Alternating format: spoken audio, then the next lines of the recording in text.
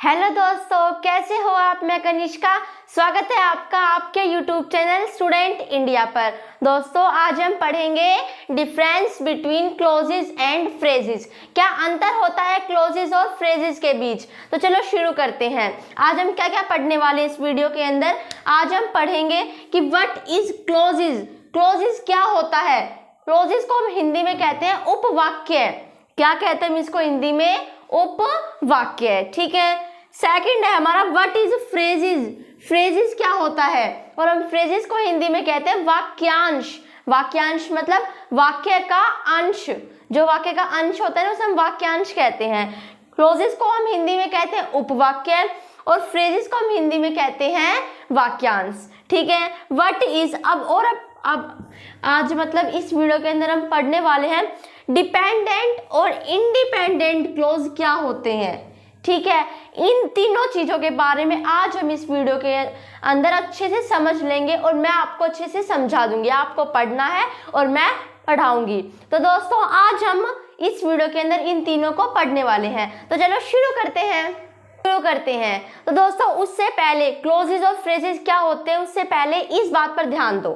देखो, आपको इतनी बात तो अच्छे से पता है, ANM ये क्या है? ये लेटर्स हैं। ठीक है। और भी कई होते हैं, ये नहीं है। ये क्या है? लेटर्स हैं। ठीक है। ये बात आप सबको पता है। ठीक है। ये लेटर्स हैं। अब मैं इनको लिखूं MAN, मैन। ये क्या बन गया? ये एक शब्द बन गया, वर्ड बन गया। ये क्या बन गया? शब्द बन गया। ठीक है। तो इससे हम क्या कहते हैं? शब्द कहते हैं। और मैं इन्हीं शब्दों से मैं लिखूं। देखो, मैंने एक शब्द लिखा मैन, एक लिखा मैंने और एक लिखा मैंने हैंडसम। तो इसमें अभी मैंने क्या कहा, मान लो देखो ये ANM था। अब मैं इसको जोड़ के ये लिख दूं MNA। तो इसका कोई मतलब नहीं बनता ना। हाँ, ये जुड़कर एक शब्द तो बन गया, पर ये हमारा ये शब्द नहीं कहलाएगा। शब्द वे होते हैं जो अक्षरों से जुड़ने से बनते हैं। तो ये अक्षरों से जुड़ने से तो बन गया, पर इसका कुछ सेंस निकलना चाहिए। मतलब कि इसका कुछ तो मतलब निकलना चाहिए ना। देखो, इसको भी हमने जोड़ा है। लेटर्स को सही ढंग से भी जोड़ा जाता है, ऐसे ही नहीं कुछ भी जोड़ दिया उठा के लाके।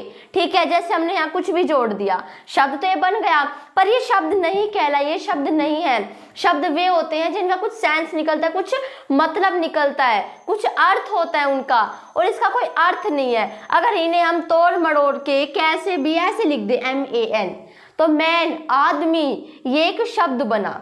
ठीक है। अब हमने क्या पढ़ा था कि अक्षरों के मिलने से शब्द बनता है और शब्दों के मिलने से वाक्य बनते हैं। यहाँ शब्द जुड़ गए तो क्या बन गया? वाक्य बन गया। पर ये वाक्य नहीं कहलाएगा। क्यों? क्योंकि वाक्य का अर्थ होता है। मतलब कि शब्दों का कोई भी शब्द है तो उसका कोई अर्थ भी होता होगा, मतलब भी होता होगा। तो मैन हैंडसम, इसका कुछ अर्थ नहीं निकलता। इसका कुछ भी अर्थ नहीं निकलता। मैन हैंडसम, क्या मतलब है इसका? इसका कुछ भी मतलब नहीं है। अगर मैं लिखूं इसे मैन हैंडसम, तो हमने शब्दों को जोड़कर क्या बना दिया? वाक्य बना दिया। ये एक वाक्य है, ये बात आप जानते हो। ठीक है। और इस वाक्य का अर्थ भी है अ मैन हैंडसम। ठीक है। एक हैंडसम आदमी है। तो इस वाक्य क्या बन गया? ये क्या बन गया? ये बन गया सेंटेंस। और इस सेंटेंस का कुछ अर्थ भी है। इस सेंटेंस का कुछ अर्थ नहीं था। मेरे कहने का क्या मतलब है? वर्ड्स, आपने क्या पढ़ा कि अक्षरों के जुड़ने से शब्द बनते। तो शब्द ऐसे कुछ भी नहीं जोड़ोगे आप, जिनका कोई अर्थ निकलता हो ना, वे शब्द कहलाते हैं। और जिन वाक्यों का कुछ अर्थ निकलता हो वे क्या कहलाते हैं? वे वाक्य कहलाते हैं। ठीक है। इतनी बात समझ में आई। देन अब शुरू करेंगे हम क्लोज और फ्रेज के बीच में अंतर क्या होता है। दोस्तों, शुरू करते हैं। फ्रेजेस क्या होते हैं पहले तो समझो। फ्रेजेस को हम हिंदी में कहते हैं वाक्यांश। क्या कहते हैं? फ्रेजेस को हम हिंदी में वाक्यांश। वाक्यांश मतलब वाक्य का अंश। किसी वाक्य के अंदर जो अंश होता है ना, छोटा सा, उसे हम कहते हैं वाक्यांश, मतलब फ्रेजेस। ठीक है। देन देखो, एक ग्रुप ऑफ वर्ड्स, शब्दों का समूह होता है। ठीक है। ये बात इतनी इंपॉर्टेंट नहीं है, बस मैंने ऐसे ही लिख दिया क्योंकि इसके अंदर शब्दों का समूह होता है। वैसे तो शब्दों का समूह और औरों में भी होता है, पर इसके अंदर भी होता है। ये बात इतनी जरूरी नहीं है, जरूरी बात तो ये दोनों है। नो मीनिंगफुल सेंस, जो फ्रेजेस होते हैं नो मीनिंगफुल सेंस, उनका कोई अर्थ नहीं होता, वे कोई अर्थ नहीं देते। मतलब मीनिंगफुल सेंस, उनका जो फ्रेजेस होते हैं ना, उनका कोई अर्थ नहीं निकलता, कोई मीनिंगफुल सेंस नहीं निकलता। सेंस मतलब अर्थ, मतलब वो नहीं निकलता इनका। क्यों? क्योंकि इनके अंदर नहीं होता, क्या नहीं होता? सब्जेक्ट और वर्ब। फ्रेजेस के अंदर सब्जेक्ट और वर्ब नहीं होते, ध्यान रखना। जिसके अंदर सब्जेक्ट और वर्ब होंगे वही तो मीनिंगफुल सेंस देंगे, वही तो कुछ अर्थ प्रकट करेंगे। अब इनके अंदर सब्जेक्ट और वर्ब भी नहीं होगा तो नो मीनिंगफुल सेंस देंगे, कोई अर्थ नहीं निकलेगा। ठीक है, तो यही होता है, शब्दों का समूह होता है, कोई भी मीनिंगफुल सेंस, कोई सेंस नहीं देती है। ठीक है, ये नो सब्जेक्ट और वर्ब, इसके अंदर कोई भी सब्जेक्ट नहीं होता और कोई भी वर्ब नहीं होती। ठीक है, अब चाहे वो वर्ब कैसी भी हो, चाहे वो हेल्पिंग वर्ब हो या मेन वर्ब हो। ठीक है, अगर उसमें सब्जेक्ट और वर्ब भी नहीं होगा, देखो आपको सबको पता है बात कि सब्जेक्ट और वर्ब जिसके अंदर होता है वही कुछ अर्थ प्रकट करते हैं ना। क्या होता है एक वाक्य के अंदर? कार्य को करने वाला होता है और जो कार्य किया जा रहा होता है, यही चीजें तो मेन होती हैं। अगर यही नहीं होंगी तो कोई अर्थ निकलेगा ही नहीं। ठीक है, जो काम किया है, काम का किया वो तो ऑब्जेक्ट होता है ना, वो इतना मेन नहीं होता। ठीक है, एग्जाम्पल से समझते हैं। I will meet at office और एट होम। अब इसके अंदर देखो, एट ऑफिस, एट होम, इसके अंदर देखो, अभी ध्यान से समझना, आप अच्छे समझोगे। एट ऑफिस एक फ्रेजेज है, at office and at home एक फ्रेजेज है। क्यों? क्योंकि इसके अंदर कोई सब्जेक्ट और वर्ब का कॉम्बिनेशन नहीं है, जोड़ कॉम्बिनेशन इसके अंदर है कहीं, सब्जेक्ट वर्ब नहीं है। और एट ऑफिस से क्या पता चल रहा है?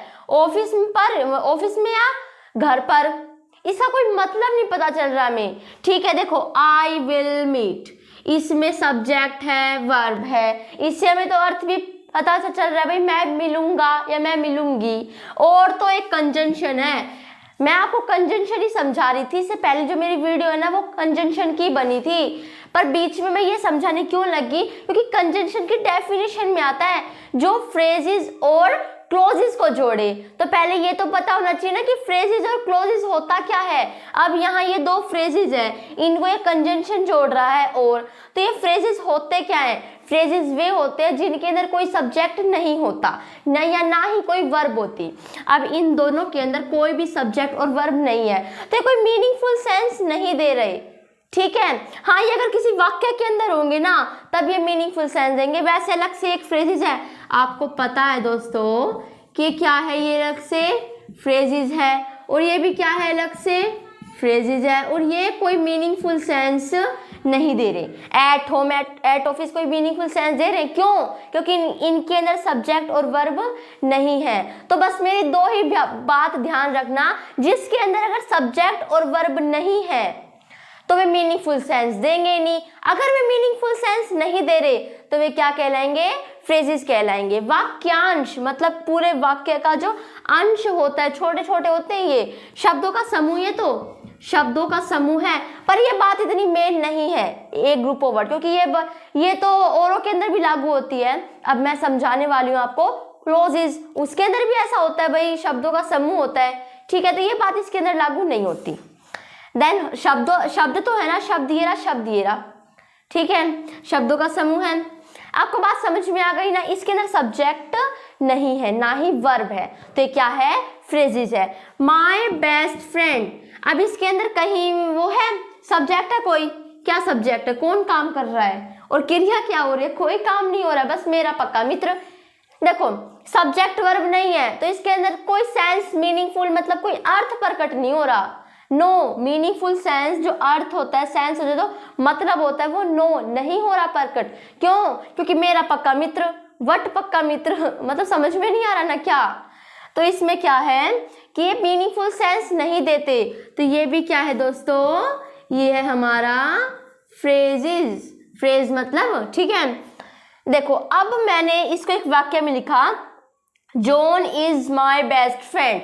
अब इसके अंदर जॉन इज आ गया। देखो देखो जोन इज आ गया, जोन एक सब्जेक्ट है, इज एक वर्ब है। और अभी हमने क्या पढ़ा है, फ्रेजेस के अंदर सब्जेक्ट और वर्ब होते ही नहीं। इस वाक्य का अंश एक ये है जिसके अंदर सब्जेक्ट और वर्ब नहीं है। माय बेस्ट फ्रेंड कोई अर्थ नहीं निकल रहा, पर वाक्य में जुड़ने से जोन मेरा पक्का मित्र है, तो अभी इसका अर्थ निकल रहा है। पर फ्रेज क्या होते हैं जिनके अंदर सब्जेक्ट और वर्ब का कॉम्बिनेशन नहीं होता, मतलब मिलाव नहीं होता। इसके अंदर है कहीं सब्जेक्ट और वर्ब नहीं है, तो ये क्या है, ये फ्रेजेस है और ना ये मीनिंगफुल सेंस दे रहे हैं। ठीक है, देन फोर्थ है हमारा in the room. In the room, ये दा नहीं होता, ये दा नहीं होता। वैसे तो हम दा बोलते हैं, कई बार हम रह जाते हैं, हम सब इसको दा बोलते हैं, पर ये दह होता है। मतलब सुनने में चंबा सा लगेगा, दह होता है ये सच में, पर हम बोलते हैं इसको दा है, बट इसको दह बोलना चाहिए। इंग्लिश के अनुसार ये दह होता है। वैसे अगर 90 या 95% लोग इसे दा बोलते हैं तो ये गलत नहीं है। ठीक है, देन देखो इन द रूम, इसके अंदर सब्जेक्ट और वर्ब कहीं नहीं है। कमरे के अंदर, क्या कमरे के अंदर, पहले तो आप इसकी हिंदी बना के देख लो। कमरे के अंदर कुछ समझ में नहीं आ रहा, अब समझ में नहीं आ रहा तो पक्का इसके अंदर सब्जेक्ट और वर्ब नहीं होंगे, क्योंकि जिस वाक्य के अंदर सब्जेक्ट और वर्ब होंगे उसी का अर्थ प्रकट होगा।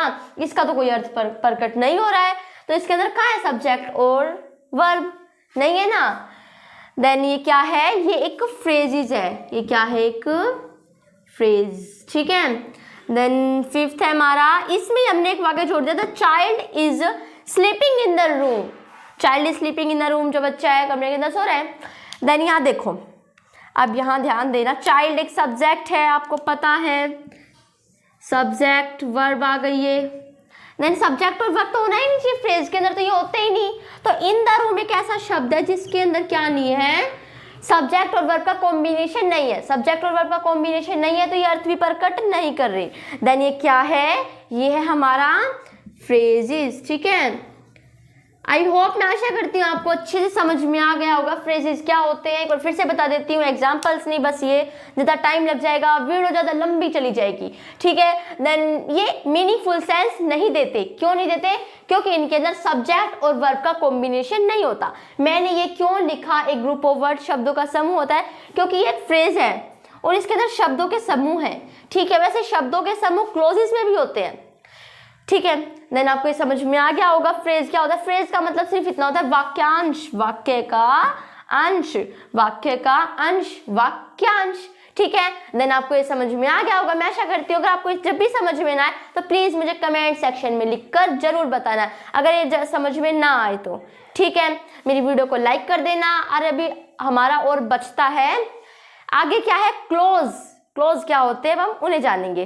दोस्तों शुरू करते हैं, क्लोज क्या होता है। पहले तो क्लोज को हिंदी में क्या कहते हैं वो समझ लेते हैं। क्लोज को हिंदी में कहते हैं उपवाक्य।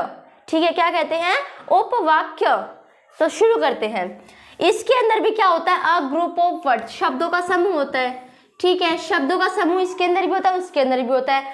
तो एक ये सिमिलर बात है, उनके अंदर समान बात है। ठीक है, मीनिंगफुल सेंस ये देते हैं। डिफरेंस तो इनके अंदर यही है मेन, वो तो phrase no meaningful sense, phrase जो होते हैं वो no meaningful sense, meaningful sense नहीं देते। ये मीनिंगफुल सेंस देते हैं। वे क्यों नहीं देते, क्योंकि उनके पास सब्जेक्ट और वर्ब का कॉम्बिनेशन नहीं होता, मिलाव नहीं होता। और ये क्यों देते हैं, क्योंकि इनके अंदर यस हाँ होता है, कर्ता और क्रिया, सब्जेक्ट और वर्ब का कॉम्बिनेशन।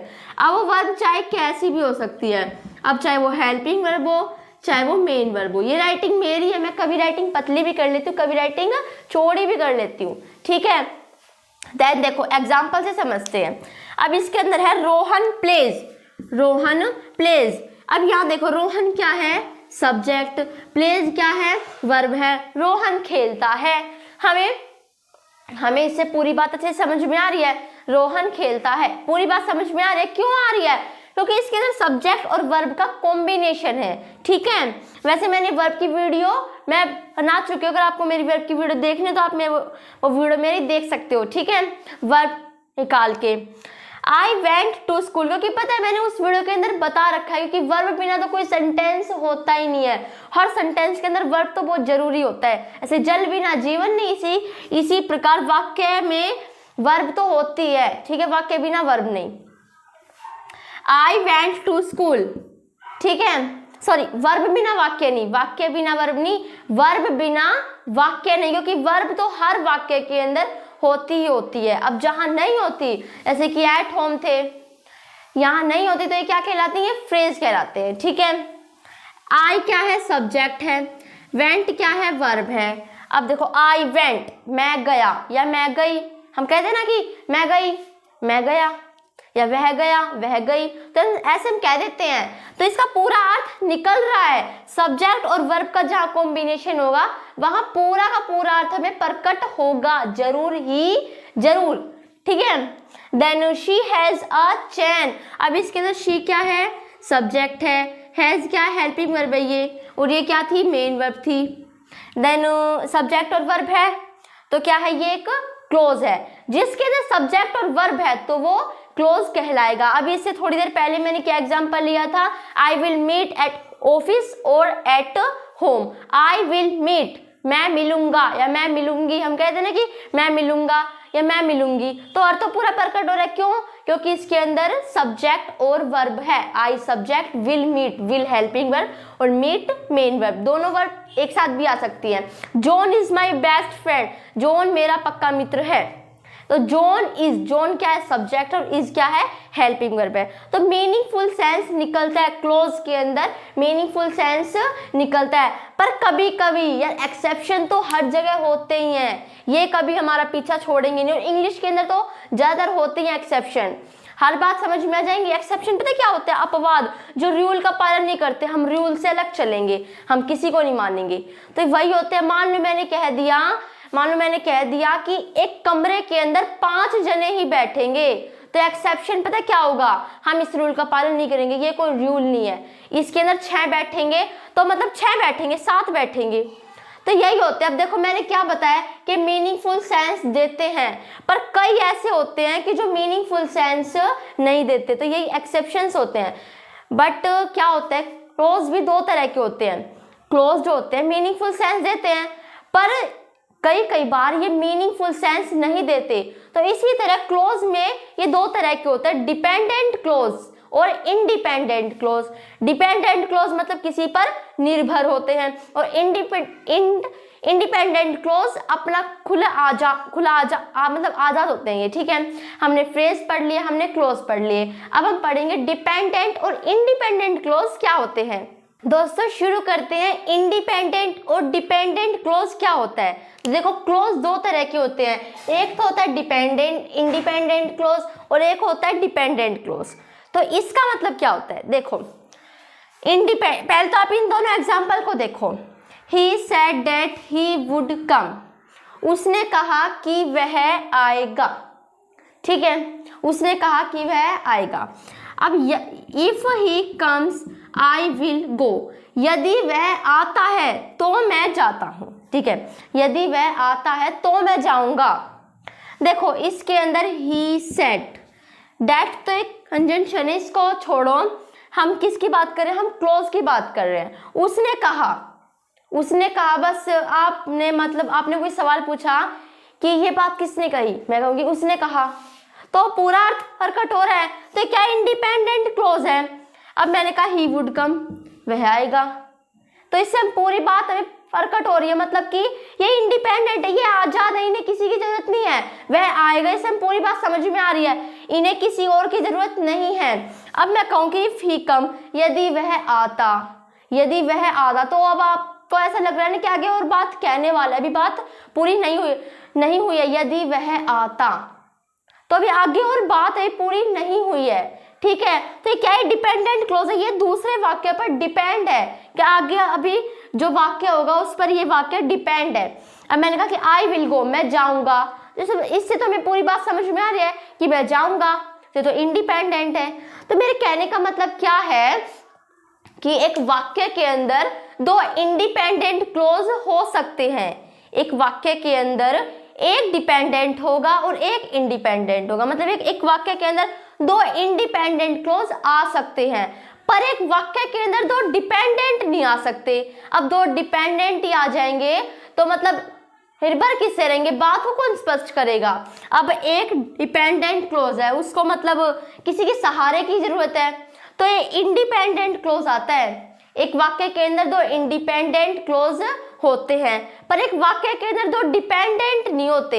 एक वाक्य के अंदर डिपेंडेंट और इंडिपेंडेंट आ सकता है, एक वाक्य के अंदर दोनों इंडिपेंडेंट आ सकते हैं, पर एक वाक्य के अंदर दोनों डिपेंडेंट नहीं आ सकते। डिपेंडेंट मतलब निर्भर, वे बेचारे बेसहारा हैं, उन्हें किसी की जरूरत है, यदि वह आता तो इस वाक्य को भी जरूरत है और किसी की, ठीक है, जिसको इंडिपेंडेंट क्लोज की जरूरत है, पर ये अकेले आ सकते हैं। अब ही वुड कम अपने आप में पूरा है, इसको किसी की जरूरत नहीं है, अगर इतना होता तो मैं समझ में आ जाते। तो ये आजाद हैं, इन्हें किसी की जरूरत नहीं है। तो बस फ्रेज और क्लोज में यही अंतर होता है और कुछ अंतर नहीं होता है, ठीक है। आज हमने क्या पढ़ा था, आज हमने व्हाट इज क्लोज, क्लोज क्या होता है, व्हाट इज फ्रेज, फ्रेज क्या होता है, एग्जांपल्स के साथ पढ़े थे, और क्लोज कितने तरह के होते हैं और उनका मतलब क्या होता है। ये सारी बातें आज हमने इस वीडियो के अंदर सीखी, मैंने पढ़ाया और आपने पढ़ा। तो मैं आशा करती हूँ कि आपको अच्छे से समझ में आ गया होगा, और अगर आपको जब भी समझ में ना आया हो तो प्लीज मुझे कमेंट सेक्शन में जरूर लिखकर बताना। अगर आपको समझ में नहीं आएगा तो मैं अगली वीडियो बना कर दूंगी, ठीक है। देन अगर आपको मेरी वीडियो पसंद आई हो तो इसे लाइक करना, शेयर करना, सब्सक्राइब करना। Thanks for watching my video. तब तक के लिए जय हिंद, जय भारत, और आप भी हमेशा के लिए खुश रहो।